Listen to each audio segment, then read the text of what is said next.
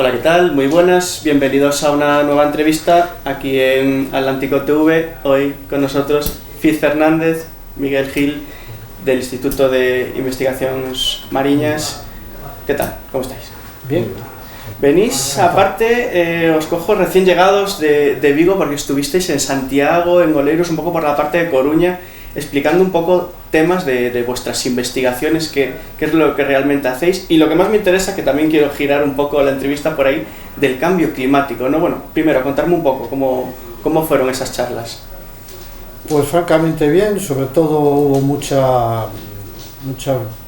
personas que participaron online, y después también las charlas están grabadas en YouTube y la gente las puede ver en YouTube y está viendo, digamos, bastante gente que las ha seguido, ¿no? Y que las está siguiendo.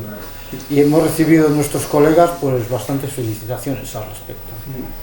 Miguel, ¿cómo lo has visto? Pues bastante bien, la verdad, porque no teníamos muy claro tampoco cuánto público iba a haber. Es una mezcla un poco para intentar llegar a los alumnos de grado, de máster, pero también al público general.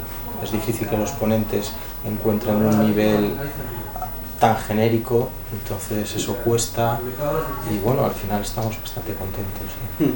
Sobre todo, me comentabais antes que tocasteis el tema del cambio climático. Se habla de que el cambio climático en la Tierra, cómo golpea, pero realmente no tenemos mucha idea de cómo golpea en el mar. Fiz, cuéntanos un poco qué daño hace ese cambio climático, que igual nosotros no somos conscientes de ello.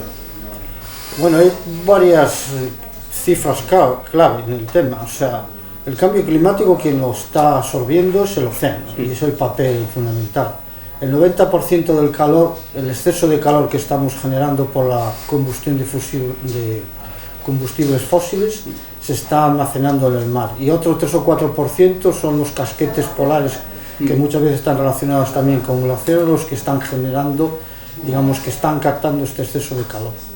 Y después, a niveles de carbono, el océano está absorbiendo un 30% del carbono antropogénico que se está generando. Digamos que el océano está jugando un papel que está ayudando a la sociedad a no soportar condiciones peores. De hecho, un número también típico que se dice es que el océano nos está dando como 15 años de hipoteca, porque si no fuera por él, la situación estaríamos ahora, digamos, como 15 años más adelante, ¿no?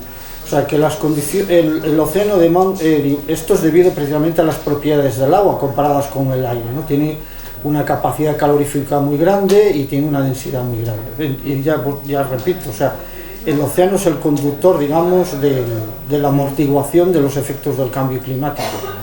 Y eso también lo que conlleva es que cuando empecemos a solucionar el problema del cambio climático, este favor, de alguna manera, va a venir más despacio y de alguna otra manera se irá pagando.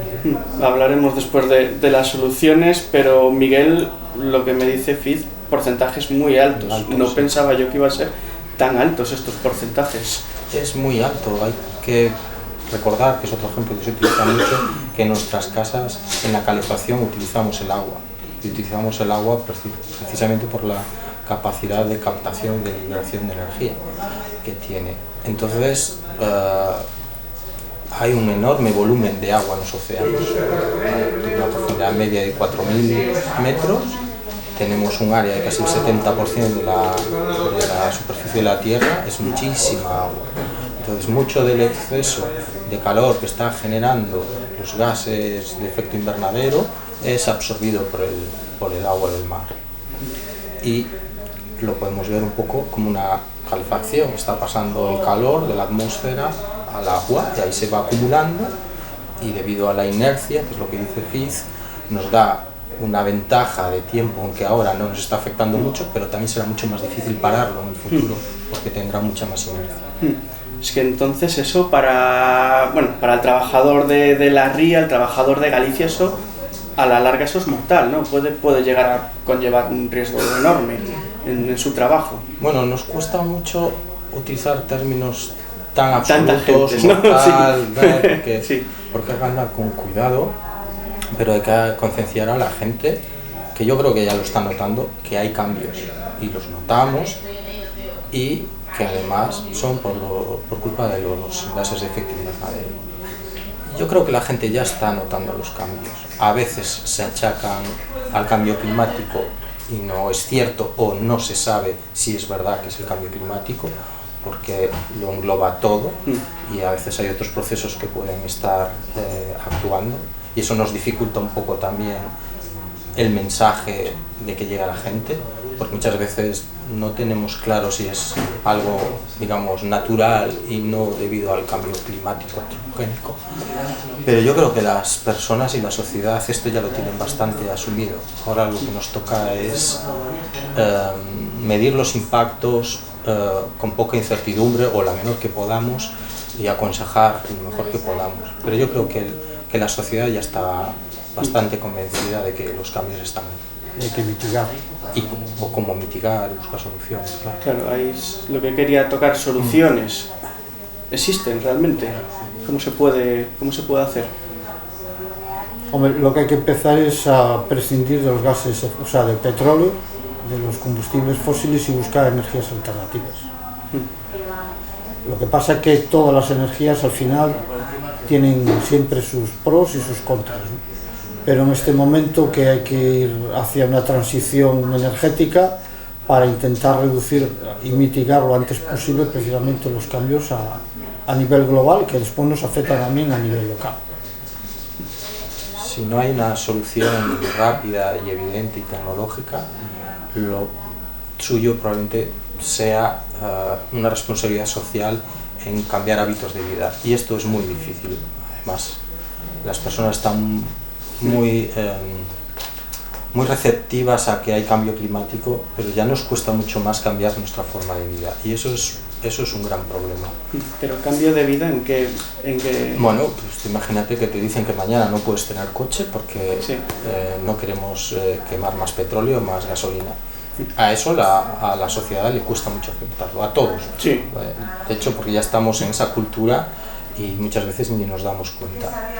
Y eso, aunque tú lo razones y sepas que el problema está en los gases de efecto invernadero producidos por los combustibles fósiles, nos cuesta mucho cambiar los hábitos de vida.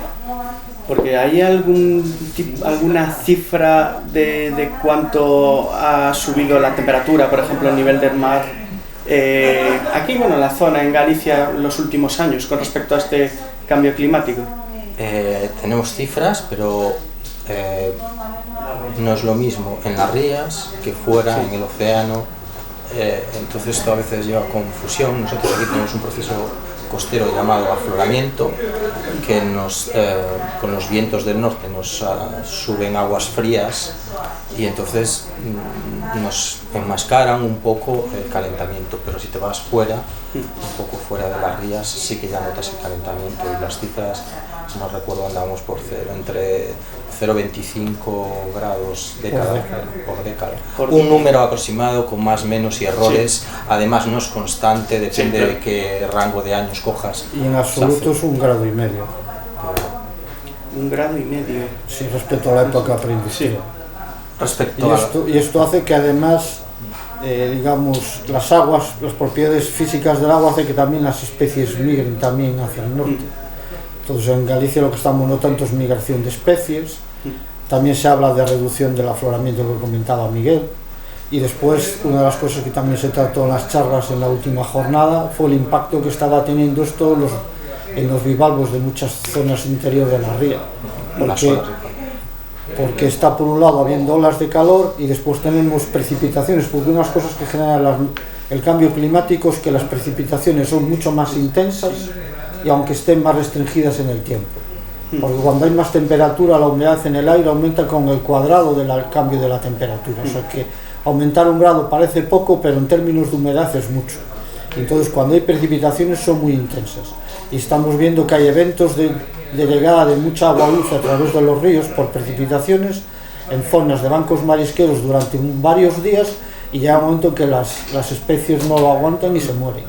Bueno, aquí realmente tenemos el mejillón en la ría, y creo que eso puede afectar también. El mejillón lo afecta menos porque está sumergido en columna de agua y está en zonas menos profundas, pero los bancos marisqueros de Noya o de Carril, en zonas internas de la ría, aunque están afectadas, que viven en esas zonas precisamente porque están en el juego cambio a lino salino de aguas dulces y salinas, y que son una fuente de riqueza para la zona. En los últimos años está siendo una verdadera crisis. El Mejillón, de momento se habla de que hay cierta crisis, pero los números, digamos, están dentro de la incertidumbre, ¿no? Y claro, esto no querría tocarlo así como algo muy extremo, pero esto puede costar puestos de trabajo a los mariscadores en cosa de corto o medio plazo. Está costando. Y a nivel global, otro de los razonamientos que se utiliza mucho es que el cambio climático va a costar mucho más que las medidas de paliación del cambio climático. Es algo que los políticos y los gestores tienen que tenerlo en cuenta, no a 4 años vista, sino a 20, 15, 30 años vista, porque las consecuencias pueden ser económicamente mucho mayores que intentar paliarlo. Bueno, pues para terminar, sí que planteasteis alguna solución. Yo quería preguntaros más soluciones. ¿Cómo se puede paliar esto? Bien comentaba antes Miguel de que, bueno, cambiar un poco los hábitos, alguna ayuda por parte de las administraciones también, o yo creo que concienciar, ¿no?, a la gente de que realmente eso existe, que hay un problema y que hay que tener un poco de cuidado con ello. Sí. A ti te pueden concienciar, puedes estar concienciado, pero no ser capaz de cambiar tus hábitos. A ti te pueden decir, mejor Linux, que es código abierto, no dependes de una empresa, pero si tienes que cambiar el sistema operativo en el ordenador o en el móvil, el cambio inicial te cuesta un montón. Y eres capaz de rechazar el cambio solo porque los primeros días no te habitúas. Pues esto es un poco lo mismo. Y probablemente la solución no sea única. Tenemos que pensar en soluciones multifactoriales en muchos ámbitos, con desarrollos tecnológicos en muchos ámbitos de la economía y de la vida, y supongo que también en pasar de concienciación a acción en nuestros hábitos. Ahora parece que la tendencia, pero hay que analizarla con un tiempo, o que lleva la Unión Europea, es el tema de la electrificación, o sea, buscar energías alternativas, plantas solares, energía eólica, energía eólica marina, que también se trató y tal, y que se están dando pequeños pasos, pero que hay proyectos que se han lanzado, que aún están en fase de desarrollo, y que posiblemente también tengan sus perjuicios, sus problemáticas, pero que están en fase. Lo que sí es cierto es que hay una cierta tendencia a que la movilidad va a ser eléctrica, y se está fomentando también, no solo, sobre todo la movilidad conjunta, el tren, y etcétera, etcétera, que es una manera muy importante de reducir el consumo de gases. Lo que está claro es que el cambio climático existe, que el mar también lo sufre y que hay que hacer algo para que no lo sufra más. Eso, desde luego. Muchas gracias, Fiz, muchas gracias, Miguel, por acompañarnos. Muchas gracias por invitarnos. Gracias.